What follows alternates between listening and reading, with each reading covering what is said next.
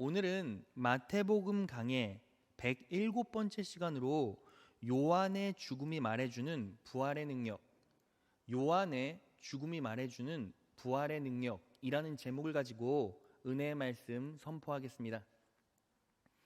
여러분, 오늘 본문 말씀의 주인공은 우리가 너무나 잘 알고 있는 세례 요한입니다. 우리는 보편적으로 세례 요한 하면 어떤 생각을 떠올리죠? 예수님의 사역을 먼저 준비한 자, 예수님의 길을 먼저 닦은 자로만 생각한다는 거예요. 자, 그런데 그 설명으로 충분할까요? 당연히 그렇지 않습니다. 왜냐하면 세례 요한에 대한 예수님의 평가 때문이에요. 예수님께서 세례 요한을 어떤 사람이라고 말씀하십니까? 마태복음 11장 11절을 보면 이렇게 나와 있어요. 다 같이 한번 읽어볼까요? 시작. 내가 분명히 말하지만 여자에게서 태어난 사람 중에 세례 요한보다 더 큰 사람은 없다. 여자에게서 태어난 사람 중에 세례 요한보다 더 큰 사람은 없대요. 이 말은 세상에서 세례 요한이 제일 크다는 거죠. 그럼 여기서 크다라는 의미는 무엇입니까? 헬라어로 메이존, 위대한 큰 능력을 가진 이라는 복합적인 의미예요. 자, 그러니까 예수님이 바라보실 때 세례 요한은 세상에서 가장 위대한 존재고 큰 능력을 가진 자라는 겁니다. 자, 그러면 제가 여러분들에게 질문을 하나 던져볼까요? 세례 요한은 어떤 큰 능력을 가지고 있었습니까? 우리가 흔히 생각하는 기적을 일으키는 능력, 그런 능력을 소유하고 있었습니까?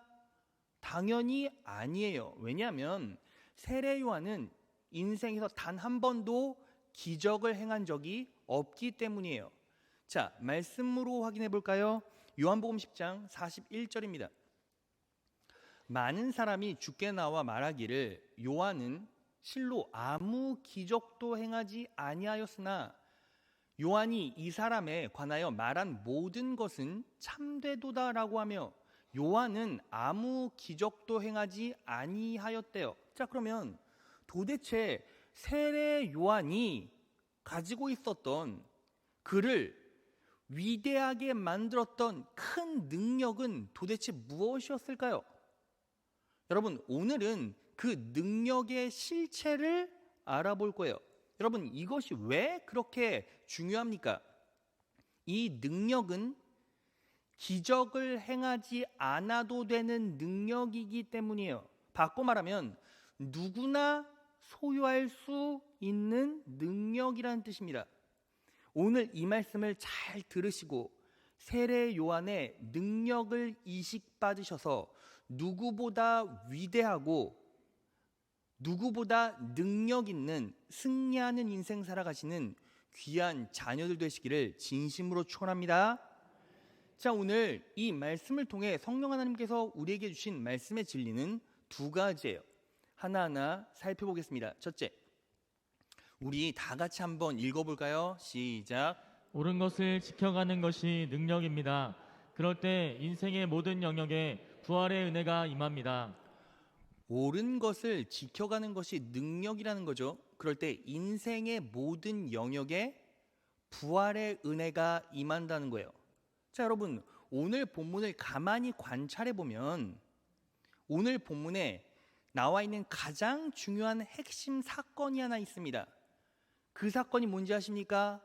바로 세례 요한의 죽음이에요. 여러분, 왜 세례 요한이 죽었죠?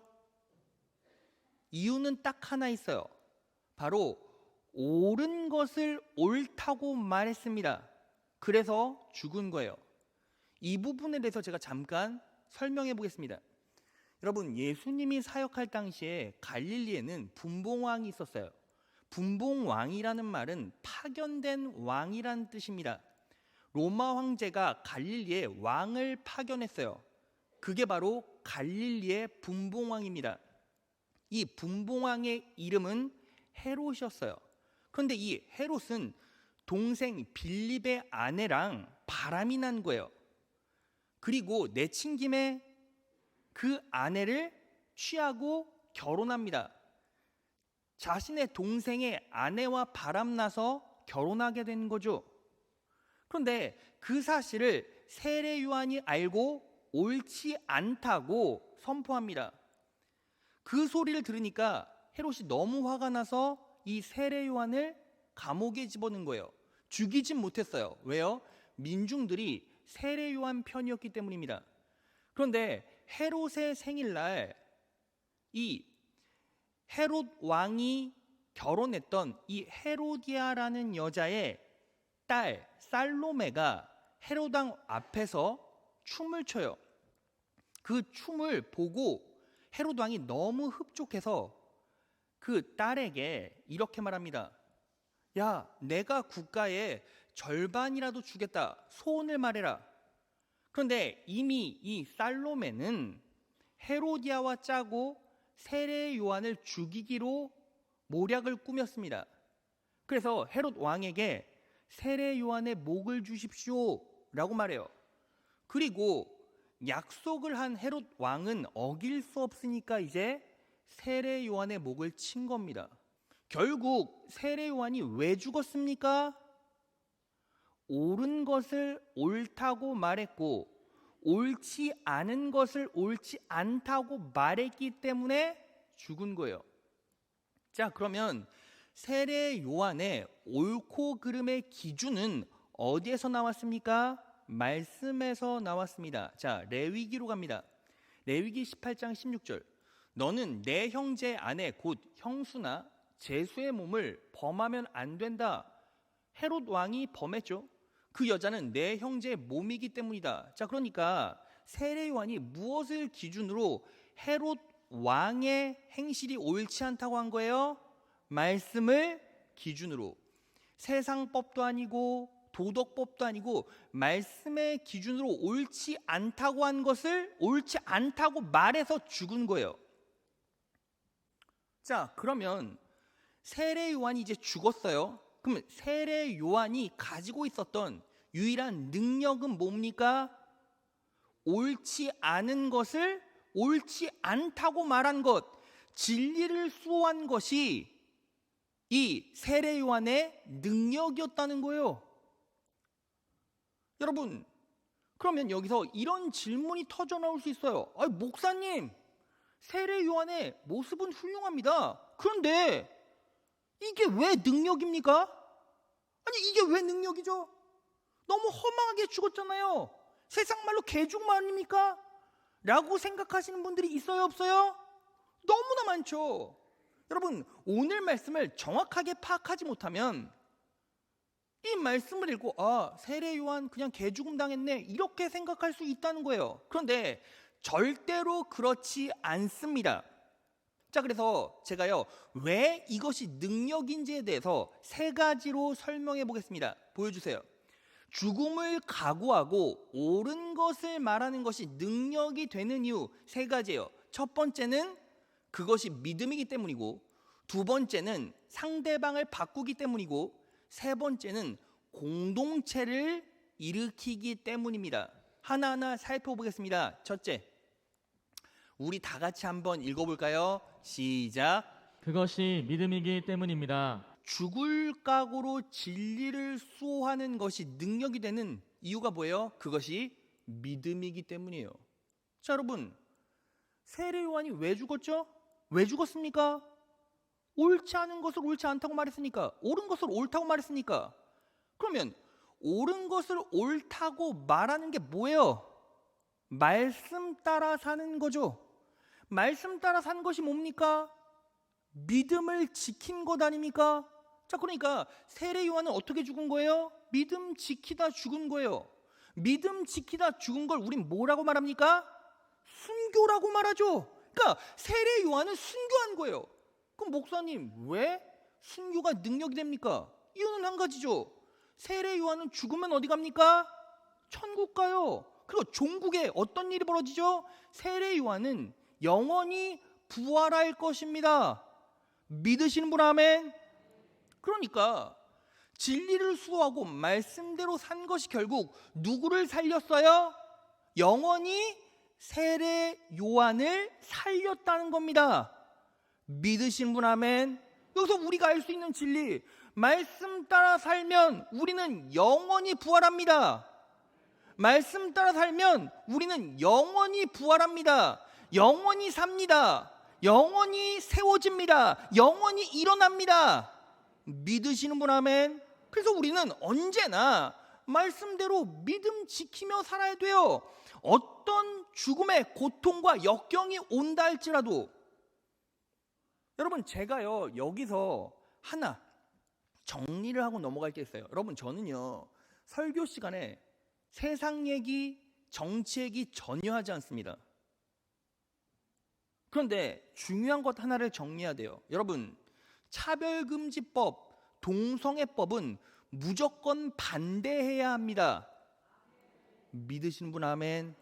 왜 그렇죠? 그게 도덕 때문에, 윤리 때문에? 아니요.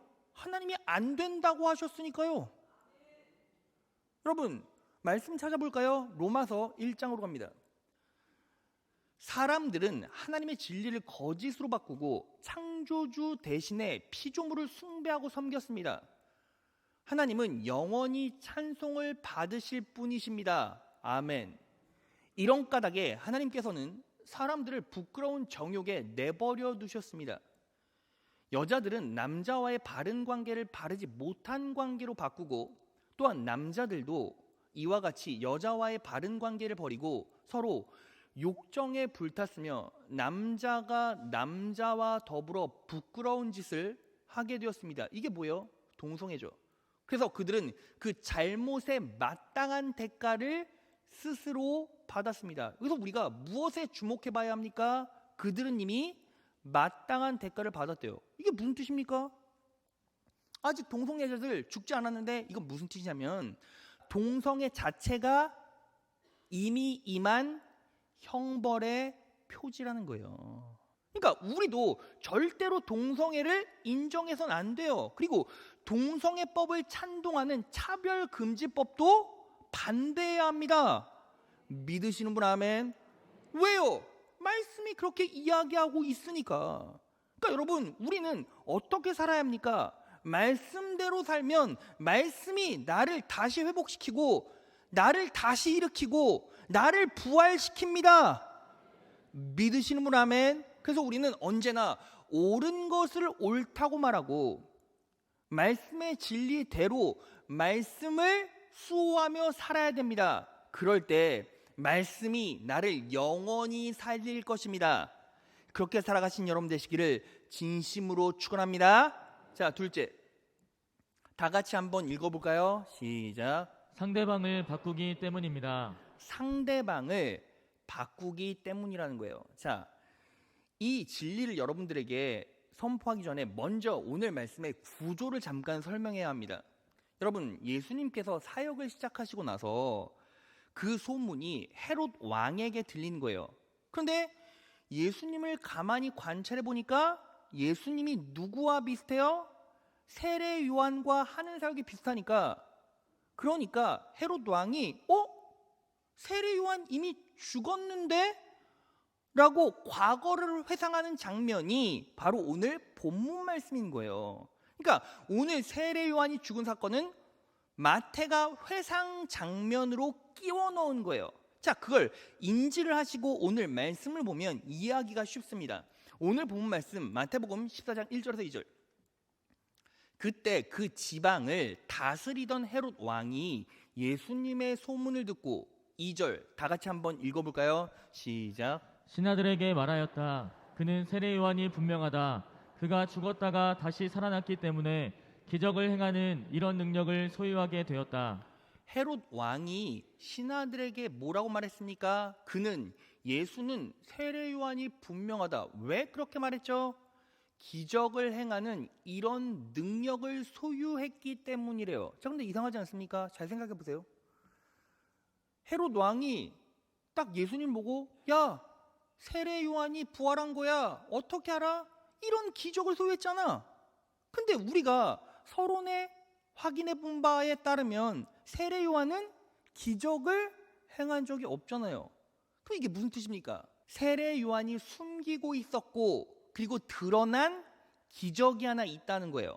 참, 그러면 그 기적이 뭡니까? 바로 상대방을 바꾸는 능력이에요. 지금 그 대상이 누구예요? 바로 헤롯 왕 자신인 거죠. 그러니까 헤롯 왕은 세례 요한에게 영향을 받아서 마음이 많이 바뀌었다는 거예요. 그럼 어떻게 할 수 있습니까? 자, 마가복음으로 갑니다. 마가복음 6장 20절을 보면 이렇게 나와 있어요. 다 같이 한번 읽어볼까요? 시작. 헤롯이 요한을 의롭고 거룩한 사람으로 알고 두려워하여 보호하며 또 그의 말을 들을 때에 크게 번민을 느끼면서도 달게 들음이러라. 헤롯이 요한을 의롭고 거룩한 사람으로 알았대요. 왜 그렇게 알았죠? 세례 요한이 진리를 수호해냈으니까. 그러니까 어떻게 했습니까? 두려워하여 보호했대요. 여러분, 세례 요한은 헤롯의 주적이에요. 근데 주적을 보호하고 또 그의 말을 들을 때에 크게 번민을 느끼면서도 달게 들었대요. 그러니까 그 말을 듣고 아, 이게 맞아, 이게 정말 맞지, 이렇게 깨달음이 있었다는 거예요. 그러니까 헤롯 왕은 세례 요한의 절대로 굽히지 않는 그 마음과 태도를 보고 내 마음이 조금씩 변화되고 있었다는 거예요. 자, 그럼 단지 그게 마음만 변화됐습니까? 아니요. 헤롯 왕의 신앙관, 내세관까지 바뀌었습니다. 여러분, 헤롯 왕은요, 어떤 신학관, 어떤 내세관을 가지고 있었습니까? 사두개파의 신학을 따랐어요. 그걸 어떻게 할 수 있죠? 자, 말씀 찾아보겠습니다. 마태복음 16장 6절이에요. 예수께서 이르시되 삼가 바리새인과 사두개인들의 누룩을 주의하라 하신데, 예수님께서 바리새인과 사두개인들의 누룩을 주의하라고 말씀하셨어요. 그리고 이 말씀의 정확한 병행 구절이 마가복음 8장 15절이에요. 예수께서 경계하여 가라사대 삼가 바리새인들의 누룩과 헤롯의 누룩을 주의하라 하신데, 자, 그런데 바리새인의 누룩을 빼면 뭐만 남죠? 마태복음 16장 6절에는 사두개인들의 누룩이 남고 마가복음 8장 15절에는 헤롯의 누룩이 남죠. 그러니까 사두개인들의 누룩과 헤롯의 누룩이 결이 같다는 거예요. 그러니까 헤롯은 결국 누구의 신학관을 따랐다? 사두개파의 신학을 따랐다. 자, 그런데 사두개파는 무엇을 주장했죠?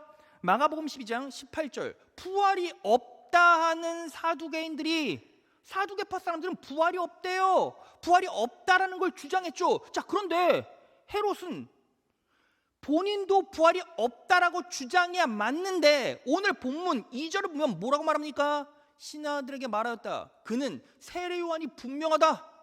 그가 죽었다가 다시 살아났기 때문에. 아니, 부활이 없다라고 말하는 헤롯이 무엇을 말하고 있어요? 부활을 말하고 있어요. 무엇입니까?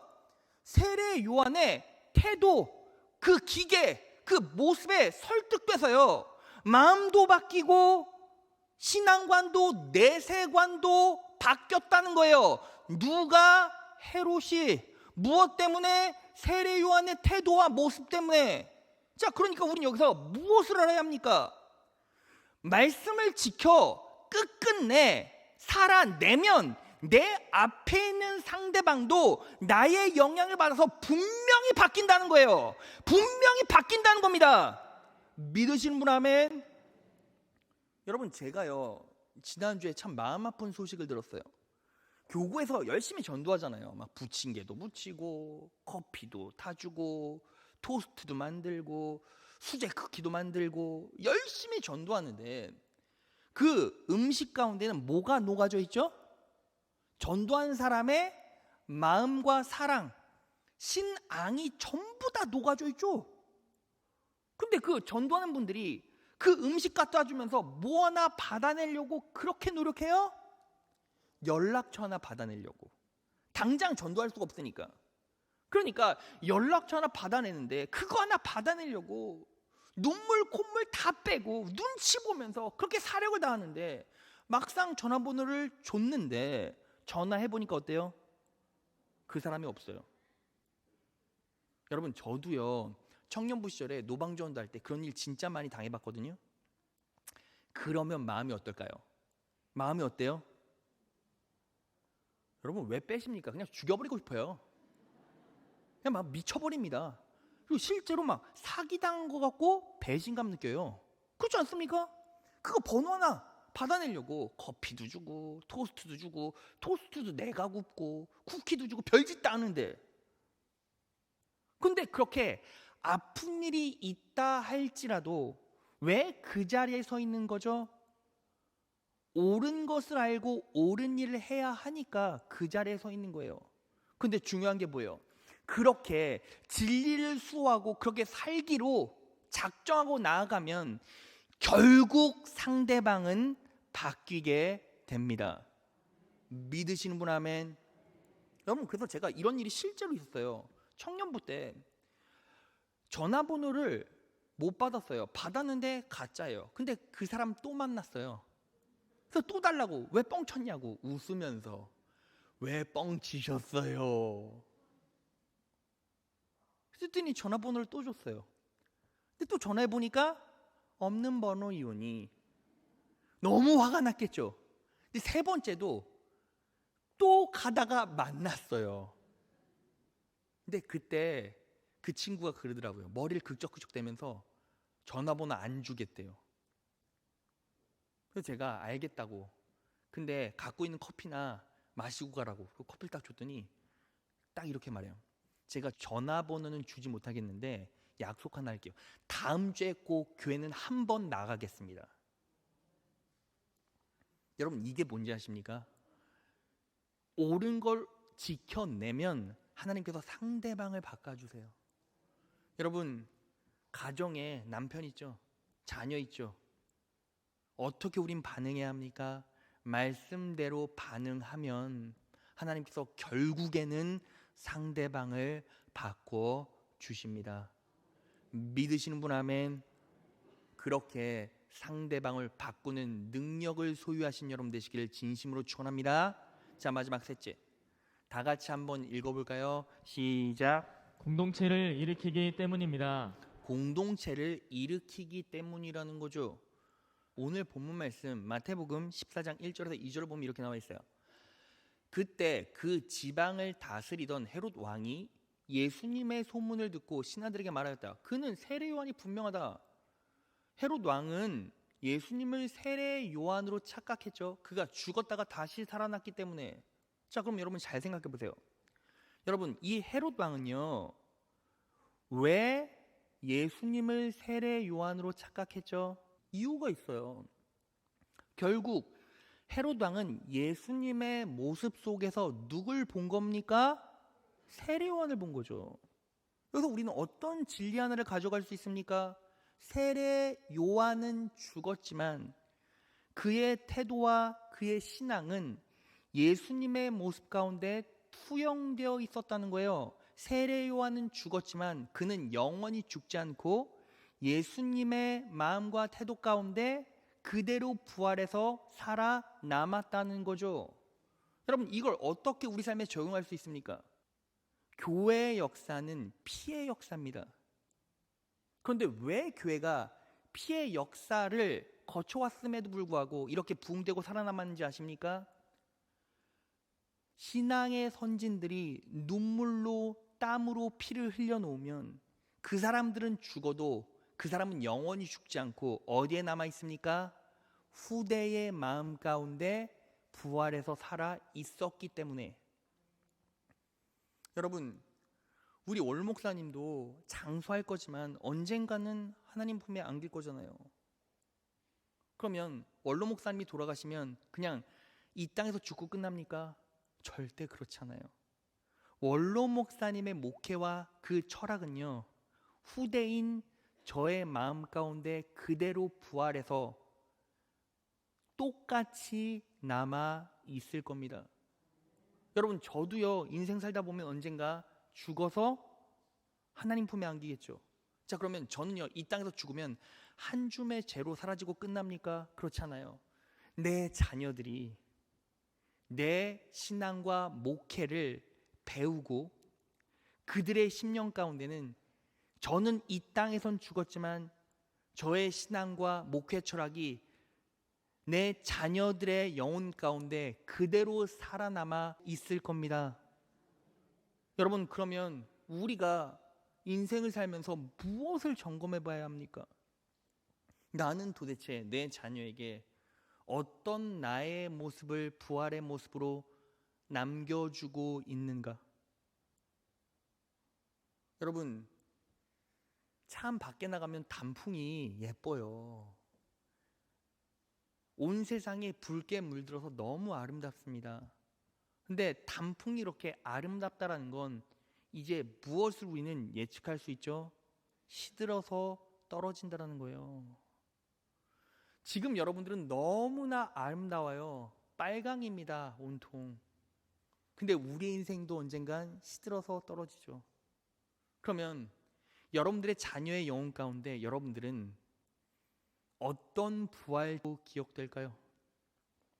돈만 쫓다 허망하게 죽는 인생, 출세만 다그치다가 결국에는 제대로 이룬 것 없이 그냥 간 내 부모의 모습. 여러분, 세례 요한은 짧고 굵게 살았지만 세례 요한의 모습은 어때요? 민중들의 마음 가운데 그대로 부활돼서 살아 있었어요. 그 증거가 있습니까? 자, 오늘 본 말씀 5절을 볼까요? 헤롯이 요한을 죽이려 하되 민중이 저를 선지자로 여김으로 민중을 두려워하더니. 왜 헤롯이 민중을 두려워했죠? 민중이 세례 요한을 선지자로 여겼다는 거죠. 이 말은 무슨 뜻입니까? 세례 요한의 가르침, 교훈이 그들의 영혼 가운데 실제로 살아 있었다는 거예요. 여러분, 우리는 언젠가 죽지만 우리는 천국 가고 영원히 부활할 것입니다. 믿으시는 분 아멘. 우리는 이 땅에서 종말이 오기 전까지 한 줌의 죄로 흩뿌려져 있을지도 모르지만 여러분들의 신앙과 여러분들의 진짜 모습이 우리 공동체의 우리 후손의 마음 가운데 실제로 살아 부활할 거예요. 오늘 이 말씀을 잘 기억하십시오. 내가 지금 내 남편에게, 내 공동체에게, 내 자녀에게 무엇을 남기고 떠나갈 수 있는 사람인가? 이걸 정확하게 고민하고 정리하면 여러분들의 인생은요, 이 땅에서 끝나더라도 영원히 죽지 않는 인생이 될 수 있다는 것입니다. 여러분, 가족들에게, 공동체에게 여러분들의 진짜 부활의 모습을 남겨주십시오. 그럴 때 여러분도 살고 여러분들의 앞에 있는 사람도 살고 상대방도 살고 우리 공동체도 전부 다 부활할 수 있을 것입니다. 그 은혜로 살아가신 여러분 되시길 진심으로 축원합니다. 자, 여러분, 그런데 제가 이제 본질적인 질문 던져보고 싶어요. 여러분, 세례 요한은 옳은 걸 옳다고 말하고 죽었습니다. 근데 어떻게 그럴 수 있었을까요? 여러분, 우리도 믿음 지키다 순교하면 영광이죠. 그런데 실제로 그러기가 쉽지 않잖아요. 근데 어떻게 세례 요한은 옳은 것을 삶에 담아내고 담백하게 하나님 앞에 갈 수 있었을까요? 무언가 능력이 있지 않았겠습니까? 자, 그 이유가 바로 두 번째 대제예요. 둘째, 다 같이 읽겠습니다. 시작. 세례 요한이 옳은 것을 지킬 수 있었던 이유는 율법이 아니라 은혜를 택했기 때문입니다. 세례 요한이 옳은 것을 지킬 수 있었던 이유는 율법이 아니라 은혜를 택했기 때문이에요. 자, 그걸 어떻게 할 수 있죠? 여러분, 세례 요한의 족보를 아십니까? 세례 요한의 엄마는 엘리사벳이고 아빠는 사가랴였죠. 그래서 그 사이에 나온 아기가 세례 요한이에요. 자, 그런데 사가랴는 어떤 사명을 가지고 살았습니까? 자, 말씀 찾아볼까요? 누가복음 1장 8절. 다 같이 한번 읽어볼까요? 시작. 사가랴가 자기 조의 차례가 되어서 하나님 앞에서 제사장의 직분을 담당하게 되었다. 사가랴는 어떤 직분을 맡고 있었죠? 제사장이요. 자, 그러면 결국 아빠가 제사장이니까 세례 요한은 크면 뭐가 됩니까? 제사장이 돼요. 자, 그러면 세례 요한은 결국 무엇으로 살아갈 수밖에 없는 인생이었죠? 율법으로 살아갈 수밖에 없는 인생이었어요. 그런데 세례 요한은 제사장의 옷을 입지 않고 은혜를 택합니다. 세례 요한이 예수님의 은혜를 택했다라는 증거가 있습니까? 자, 세례 요한이 제사장의 옷을 입지 않고 약대 토록과 가죽띠를 띠고 어디로 나가게 됩니까? 자, 마태복음 3장 1절로 갑니다. 다 같이 읽겠습니다. 시작. 그때 세례 요한이 이르러 유대 광야에서 전파하여 가로되 세례 요한이 어디에서 활동을 시작했어요? 광야에서. 이 광야는 헬라어로 에레모스라고 하는데 히브리어로 바꾸면 미드바르예요. 이 미드바르는 다바르라는 말에서 파생했어요. 이 다바르라는 말은 말씀이라는 뜻입니다. 자, 그러니까 광야, 성경에서 광야는 어떤 장소죠? 하나님의 말씀을 듣는 장소요. 예수님의 말씀을 듣는 장소가 어디예요? 광야예요. 여러분, 그래서 하나님께서 이스라엘 백성을 40년 동안 어디로 내모셨죠? 광야로. 그럼 왜 광야로 내모셨죠? 열받아서 뺑뺑이 돌리려고? 아니요. 말씀을 들으라고. 하나님의 음성을 들으라고. 그럼 그걸 어떻게 할 수 있습니까? 이제 이스라엘 백성들이 광야 생활을 마치고 가나안에 들어가기 직전에 모세가 광야 생활을 통해서 이스라엘에게 주고 싶은 교훈을 집대성한 책이 뭐예요? 신명기예요. 신명기. 그럼 신명기의 주제가 뭐예요? 쉐마 이스라엘. 이스라엘아 들으라. 자, 그러니까 하나님께서 이스라엘 백성을 광야로 보낸 이후 제발 내 음성 좀 들어라. 내 말 좀 들어. 이것 때문에 광야로 보냈다라는 거예요. 자, 그러면 세례 요한이 광야로 갔다라는 건 누구의 음성을 들었다는 거예요? 율법에 속한 인생이 아니라 예수님의 음성을 들었다는 거예요. 자, 그러면 예수님의 음성을 들었다는 증거가 있습니까? 자, 여러분, 요한복음 1장 1절로 갑니다. 우주가 존재하기 전에 말씀 되시는 그리스도가 계셨다. 말씀 되신 예수님이 계셨죠. 그분은 하나님과 함께 계셨으며 바로 그분이 하나님이셨다. 요한복음 1장 1절부터 1장 5절까지 말씀 되시는 예수 그리스도에 대한 설명이 나와요. 이 설명이 끝나자마자 6절에 바로 어떤 구절이 나옵니까? 하나님께로서 보내심을 받은 사람이 났으니 이름은 요한이라. 그러니까 요한은 광야에서 어떤 말씀을 들었어요? 그리스도 대신 예수님의 말씀, 예수님의 은혜를 들었다는 거예요. 자, 그러면 세례 요한이 예수님의 은혜로 준비되어진 사람이다 라는 더 큰 증거가 있습니까? 있어요. 여러분, 사람이 말을 섞고 교제하고 같이 섞여 살다 보면, 관계하다 보면 결국 어떻게 됩니까? 서로 비슷해져요. 그러니까 세례 요한이 예수님의 은혜로 말씀으로 광야에서 지속적으로 공급받고 준비되었다라는 증거가 뭐예요? 세례 요한과 예수님의 인생이 똑같아요. 자, 보세요. 세례 요한이 이제 사역을 시작할 때 무엇을 선포했습니까? 자, 마태복음 3장 2절. 회개하라, 천국이 가까웠느니라. 예수님께서 사역 시작하실 때 무엇을 선포하셨죠? 예수께서 비로소 전파하여 이르시되 회개하라, 천국이 가까이 왔느니라. 그러니까 똑같은 고백으로 똑같이 선포하셨죠. 왜요? 관계있고 닮아져 있으니까. 그 여러분, 오늘 본문 말씀 마지막을 보면 이렇게 나와 있어요. 여러분, 세례 요한이 죽었어요. 세례 요한의 제자들이 예수님을 만나러 옵니다. 만나러 오는데 예수님은 세례 요한의 죽음 소식을 듣고 그들이 장사 지냈다는 소식을 다 들었는데 예수님은 어때요? 감정에 미동이 없어요. 뭐 슬퍼하거나 억울해하거나 그런 감정의 반응이 전혀 없고 그냥 본인 사역하세요. 왠지 아십니까? 이미 세례 요한의 죽음이 어떤 것을 상징하고 예표한다는 걸 알았기 때문이에요. 세례 요한의 죽음은 결국 무엇을 예표합니까?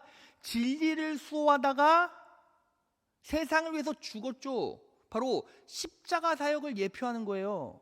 예수님은 세례 요한이 그렇게 억울하게 죽은 것 같지만 그 사역이 결국 무엇을 예표한다? 십자가의 사역을 예표한다고 알고 있었고, 본인도 그 길을 가야 하기에 세례 요한의 이 죽음이 그렇게 슬픈 것도 아니었던 거죠. 자, 이 말은 바꿔 말하면 무슨 뜻이에요? 세례 요한은 예수님의 십자가의 은혜에 설득돼서 그 십자가의 길을 걸었다. 예수 믿는 사람은 결국 어떤 삶을 살아가게 됩니까? 십자가의 은혜를 등에 업고 예수를 따라가는 인생, 그 십자가의 길을 함께 걷는다는 거죠. 믿으시는 분 아멘? 자, 그래서 예수님께서 세례 요한의 죽음을 향해서 이렇게 말씀하십니다. 마태복음 17장 11에서 13절. 예수께서 대답하셨다. 확실히 엘리야가 와서 모든 것을 회복시킬 것이다. 내가 너에게 말한다. 엘리야는 이미 왔다. 그러나 사람들이 그를 알지 못하고 그를 함부로 대하였다. 자, 그를 함부로 대하였대요. 그 엘리야가 누구예요? 세례 요한이죠. 인자도 이와 같이 그들에게 고난을 받을 것이다. 이게 뭐예요? 십자가 사역이죠. 십자가 사역. 그러니까 세례 요한이 죽은 것 같이 나도 십자가에 못 박혀 죽을 거야, 이 얘기하고 있는 거예요. 13절. 그제서야 비로소 제자들은 예수께서 세례자 요한을 두고 하신 말씀인 줄을 깨달았다. 자, 그러니까 세례 요한의 죽음은 결국 무엇을 예표하고 있었습니까? 십자가의 사건을 예표하고 있었죠. 그러니까 바꿔 말하면 세례 요한은 무엇에 설득된 인생이었습니까? 십자가의 은혜에 설득된 인생이었기 때문에 그 십자가의 길을 넉넉하게 걷기로 작정하고 옳은 대로 살았고 그 진리를 수호하며 죽음을 불사하고 그 길을 걸은 겁니다. 왜요? 내가 지금 말씀대로 살다 죽으면 내 삶의 끝자락에 뭐가 있어요? 천국이 있고 영생이 있고 부활이 있기 때문입니다. 그것에 대한 확신이 있었기 때문에 세례 요한이 뭐 한 거예요? 그 길을 넉넉하게 걸은 거죠. 그 세례 요한의 능력의 실체가 뭐예요? 결국 십자가의 은혜죠. 말씀 정리해 볼까요? 여러분, 세례 요한이 세상 사람들은, 주변 사람들은 개죽음 당했다 라는 말을 했지만 왜 진리를 수호하다가 그렇게 단순하고 담백하게 갔습니까? 그 10년 가운데는 뭐가 관통하고 있었어요? 십자가의 은혜. 여러분, 인생을 살다 보면 선택을 해야 되죠. 내가 예수님의 말씀대로 살 것이냐, 예수님 말씀대로 살지 않을 것이냐. 여러분, 예수님의 뜻대로 살려고 사력을 다하다 보면 부딪힘이 있죠. 왜 부딪힘이 있습니까? 그렇게 살다가 나 죽을까 봐. 이거 아닙니까? 그거 아닙니까? 실제로 내가 말씀대로 살아야지. 왜 말씀대로 살지 못합니까? 나 죽을까 봐. 이거 아닙니까? 근데 실제로 세례 요한은 어땠어요? 나 죽을까 봐. 그럼에도 불구하고 그 길을 갔어요. 왜? 십자가의 은혜, 예수님의 십자가의 은혜로 나는 죽어도 영생을 소유하고 부활할 것을 이미 알고 믿고 확신했기 때문에. 우리가 어떻게 말씀대로 살 수 있고 어떻게 믿음으로 살 수 있죠? 우리는 그렇게 살 수 없죠. 그런데 이미 그 길을 가신 예수님을 바라보면 용기가 생겨요. 예수님은 진리를 수호하고 은혜를 선포하고 하나님의 은혜를 세상에 천국 복음을 선포하시고, 그리고 십자가에 못 박혀 돌아가시고 부활 승천하시고 스스로를 증명하셨죠. 너희들이 내 길을 따라오면 물론 쉽지 않을 거야. 그런데 그건 알아라. 그 길을 따라가기만 하면 그 인생 끝자락엔 영생이 있고 불멸의 생명이 있고 영원한 부활이 있단다. 예수님께서 보여주시고 납득시켜주시고 증명하셨죠. 세례 요한은 그걸 진짜로 믿고 있었기 때문에 옳은 것을 옳다 말하고 자랑스럽게 죽을 수 있었던 겁니다. 여러분들은 진짜 부활 신앙을 가지고 계십니까? 정말 말씀의 뜻대로 살아가기에 넉넉할 만큼 예수님의 은혜를 의지하고 계십니까?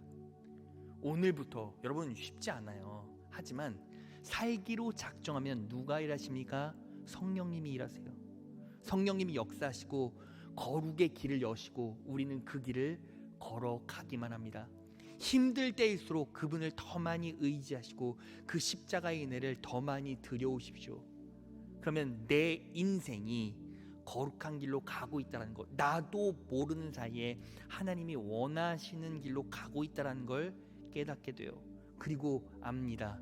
나는 죽어도 부활하고 내 앞에 있는 상대방도 나로 인해 다시 살고 나의 헌신과 나의 눈물로 인해 내 가정, 공동체가 조금씩 변화되고 살아날 수 있다는 사실을 인식하고 그렇게 살게 돼요. 여러분, 세례 요한은 기적을 행할 수 있는 능력은 없었습니다. 하지만 예수님이 세례 요한을 세상에서 가장 위대하고 큰 능력을 가진 자라고 말씀하셨어요. 그 의미, 그 단마디, 그 의미가 나에게 무엇을 말하는지 분명히 인식하시고 오늘 이 말씀을 내 삶에 잘 대입하셔서 예수님이 원하시는 그 길, 위대한 길, 능력의 길 걸어가시는 귀한 자녀들 되시기를 진심으로 축원합니다.